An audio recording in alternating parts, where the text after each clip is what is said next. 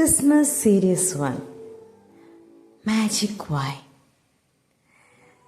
ഇങ്ങനെ പറയുമ്പോൾ നിങ്ങൾ വിചാരിക്കുന്നുണ്ടാവും, പടച്ചോനെ എന്തൊക്കെയാണ് റബ്ബേ.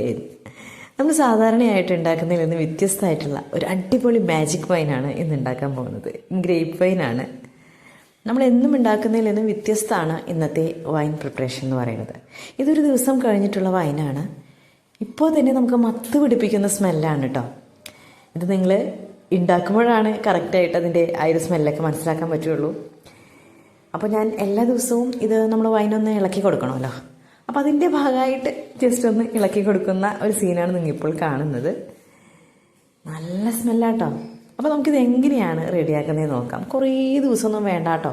ഞാനിവിടെ 1 കിലോ മുന്തിരി വാങ്ങിച്ചു വെച്ചിട്ടുണ്ടായിരുന്നു. നല്ല ബ്ലാക്ക് മുന്തിരിയാണ് കിട്ടിയത്. ഇടയ്ക്കൊക്കെ പച്ചമുന്തിരിയൊക്കെ ഉണ്ട്.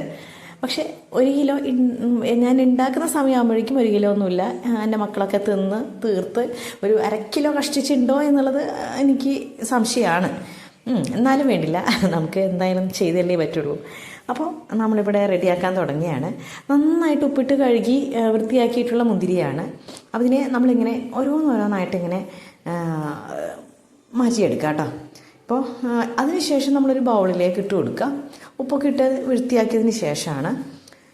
എന്നിട്ട് എന്ത് ചെയ്യാം, നമ്മുടെ കൈ വെച്ച് തന്നെ നന്നായിട്ടൊന്ന് ഇങ്ങനെയൊന്ന് സ്മാഷ് ചെയ്യാം കേട്ടോ.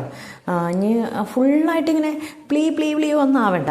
ജസ്റ്റ് ഇങ്ങനെ ഒന്ന് സ്മാഷ് ചെയ്താൽ നമുക്ക് കിട്ടിയാൽ മതി. കാരണം നമുക്ക് ഇത് അത്യാവശ്യം നന്നായിട്ട് വേവിക്കാനുള്ളതാണ്. അപ്പോൾ അതുകൊണ്ട് അപ്പോൾ തന്നെ നന്നായിട്ട് വെന്തോളും. അപ്പോൾ പെട്ടെന്നൊന്ന് വെന്ത് കിട്ടാൻ വേണ്ടിയിട്ടായിരുന്നു നമ്മളിങ്ങനെ കൈ വെച്ചിട്ടൊന്ന് സ്മാഷ് ചെയ്ത് എടുക്കുന്നത് കേട്ടോ.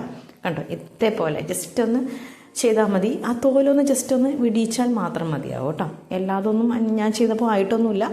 എന്നാലും അപ്പോൾ ഇപ്പോഴത്തെ നമ്മൾ എന്താ പറയുക, പല രീതിയിലുള്ള വൈനുകൾ നമ്മൾ ഉണ്ടാക്കുന്നത് കണ്ടിട്ടുണ്ട് അല്ലേ. പക്ഷേ ഇതെന്ന് പറയുന്നത് നമുക്ക് കുറേ ദിവസമൊന്നും വെക്കണ്ട കേട്ടോ. അതാണ് ഇതിൻ്റെ പ്രത്യേകത എന്ന് പറയുന്നത്. അപ്പോൾ നമുക്കിതിന് വേണ്ടിയിട്ട് മെയിനായിട്ട് നല്ല അടി കട്ടിയുള്ളൊരു പാത്രം എടുക്കാം. അതിലേക്ക് ഞാനിവിടെ 2 കപ്പ് വലിയ കപ്പ് പഞ്ചസാരയാണ് എടുത്തിട്ടുള്ളത്. 1/2 കിലോ തികച്ചില്ല കേട്ടോ എൻ്റേത്. അതുകൊണ്ടാണ് ഞാൻ ഇത്രയ്ക്കും എടുത്തിട്ടുള്ളത്. അപ്പോൾ നമ്മുടെ പഞ്ചസാര ഒന്ന് കാരമൽ ചെയ്യാനാണ് ഞാനിവിടെ പോകുന്നത്. ഇതെൻ്റെ പുതിയ അടുപ്പാണ് കേട്ടോ. ഞാനൊരൊറ്റ അടുപ്പ് ഇങ്ങനെ വാങ്ങിച്ചതാണ്. വലിയ ഇഷ്ടമായിരുന്നു ഇങ്ങനത്തെ വാങ്ങിക്കാനായിട്ട്. അപ്പോൾ ഇതാകുമ്പോൾ നമുക്ക് സുഖമാണല്ലോ. മറ്റേതാകുമ്പോൾ നമ്മൾ വീഡിയോ എടുക്കാനൊക്കെ ഭയങ്കര ബുദ്ധിമുട്ടാണ്. ഇതാകുമ്പോൾ എളുപ്പമാണ്. അപ്പോൾ അങ്ങനെ നമ്മുടെ കാരമലായിട്ട് വരികയാണ്.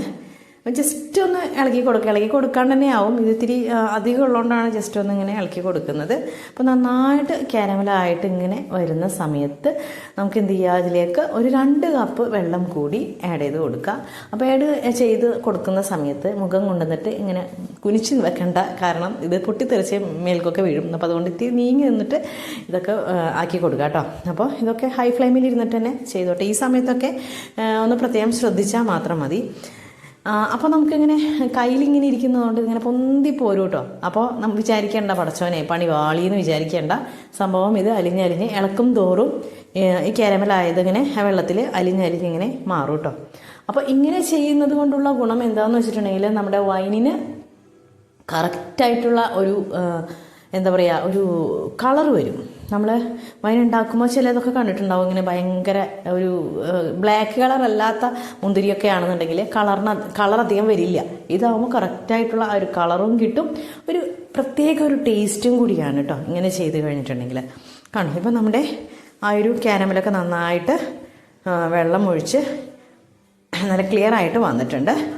ഈ ഒരു ടൈമിൽ ഒരു 3-4 കഷ്ണം കരയാമ്പൂ, 3-4 കഷ്ണം ചെറിയ പട്ട, 3-4 ഏലക്കായ ഇത് ഒന്നിതിലേക്ക് ഇട്ട് കൊടുത്ത് നന്നായിട്ടൊന്ന് ഇളക്കി കൊടുക്കുക.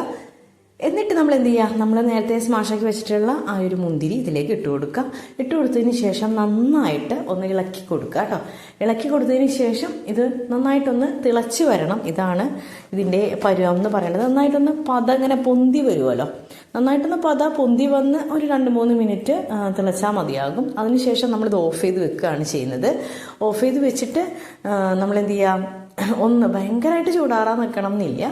ജസ്റ്റ് ഒന്ന് ചൂടാറിയതിന് ശേഷം നമുക്ക് എപ്പോഴും നമ്മൾ ഒന്നില്ലെങ്കിൽ ചില്ല് പാത്രത്തിലേക്ക് മാറ്റുക, അല്ലെന്നുണ്ടെങ്കിൽ നമ്മുടെ ഭരണികളൊക്കെ ഉണ്ടാവില്ലേ അതിലേക്ക് മാറ്റുക, അതായിരിക്കും ഏറ്റവും നല്ലത്. ഞാനിവിടെ ചില്ല് കുപ്പി ഉണ്ടായിരുന്നു, അതിലേക്കാണ് നമ്മൾ മാറ്റി കൊടുക്കുന്നത്. അപ്പോൾ സാധാരണയായിട്ട് നമ്മൾ നല്ലോണം തുടച്ച് വെള്ളം വാർന്ന് വെച്ചതിന് ശേഷം ഒക്കെയാണ് നമ്മളിത് ചെയ്യുന്നത് അല്ലേ. പക്ഷെ നമ്മളിവിടെ ചെയ്യുന്നത് എന്താണെന്ന് വെച്ചാൽ കുപ്പീനെ ഒന്ന് നല്ലോണം ചൂടുവെള്ളം ഒഴിച്ചിട്ട് ഒന്ന് ജസ്റ്റ് ഒന്ന് കുലുക്കിയെടുത്തതിന് ശേഷം ആ ചൂട് അതിൽ നിൽക്കുന്നുണ്ടാവുമല്ലോ, ആ ഒരു ടൈമിൽ, അതായത് വെള്ളം വാർത്ത് കളയണം നമ്മൾ. അതിന് ശേഷമാണ് നമ്മളിതിലേക്ക് ഇത് കൊടുക്കുന്നത്, നമ്മുടെ ഈ ഒരു വൈന് മുന്തിയോട് കൂടിയിട്ട് അരിക്കുന്നൊന്നുമില്ല, ജസ്റ്റ് നമ്മളിതിലേക്ക് ഒഴിച്ചു കൊടുക്കുന്നത് കേട്ടോ. കണ്ടോ, ഇതേപോലെ ഒന്ന് ചൂടുവെള്ളം എടുത്തിട്ട് നന്നായിട്ടൊന്ന് ഇതേപോലെ ഒന്ന് കുലുക്കിയെടുക്കുക. അതിനുശേഷം നമ്മളിത് കളഞ്ഞതിന് ശേഷം ആ കുപ്പിയിലേക്ക് നേരിട്ട് നമ്മളിത് കൊടുക്കുകയാണ് ചെയ്യുന്നത്. അപ്പോൾ അതുകൊണ്ട് നമുക്ക് ആദ്യമായിട്ട് വൈനുണ്ടാക്കുന്ന കുട്ടികളൊക്കെയാണെന്നുണ്ടെങ്കിൽ നമുക്ക് ഒരു പ്രശ്നവും ഇല്ല. ഇനിയിപ്പോൾ ഇത്തിരി വെള്ളം ഉണ്ടായാൽ പൂപ്പൽ വരുമോ അല്ലെങ്കിൽ പുളിക്കോ എന്നുള്ള ഒരു ടെൻഷനോ കാര്യങ്ങളോ ഒന്നുമില്ല. നമുക്ക് സുഖമായിട്ട് തന്നെ പെട്ടെന്ന് തന്നെ നമുക്ക് വൈന് റെഡിയാക്കി എടുക്കാനായിട്ട് സാധിക്കും. പിന്നെ ആകെ നമ്മൾ ശ്രദ്ധിക്കേണ്ട കാര്യം, നമ്മൾ പിറ്റേ ദിവസം എല്ലാ ദിവസവും നമ്മൾ എന്ത് ചെയ്യണം, ഒന്ന് ഇളക്കി കൊടുക്കണം. ഈ ഇളക്കി കൊടുക്കുന്ന സമയം എന്ന് പറയുന്നത് ഇന്ന് കാലത്താണ് ഇളക്കിയത്, അപ്പം പിറ്റേ ദിവസം കാലത്ത് തന്നെ ഇളക്കി കൊടുക്കണം.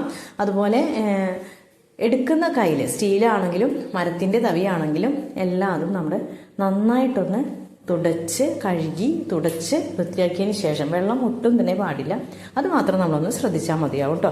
ബാക്കിയൊക്കെ നല്ല ക്ലിയർ ആണ്. ഇത് ശരിക്കും പറഞ്ഞാൽ ഒരു 3 ദിവസം മതിയാകും ഇത് കറക്റ്റായിട്ട് വൈനായിട്ട് കിട്ടാനായിട്ട്. ഇനി ഒന്നും കൂടി വീര്യം നിങ്ങൾക്ക് വേണമെന്നുണ്ടെങ്കിൽ നിങ്ങൾക്കൊരു 7 ദിവസം വെച്ച് കഴിഞ്ഞിട്ടുണ്ടെങ്കിൽ ശരിയാവും. ഇനി നമ്മളിതിലേക്ക് കുറച്ച് ഇൻസ്റ്റൻറ്റ് ഈസ്റ്റ് ഞാൻ ഇട്ട് കൊടുക്കുന്നുണ്ട്. ഞാനിപ്പോൾ ഒരു 2 മൂടിയാണ്, ആ കുപ്പിയുടെ മൂടിയിൽ തന്നെ 2 മൂടിയാണ് ഞാനിതിലേക്ക് ഇട്ട് കൊടുത്തിട്ടുള്ളത്.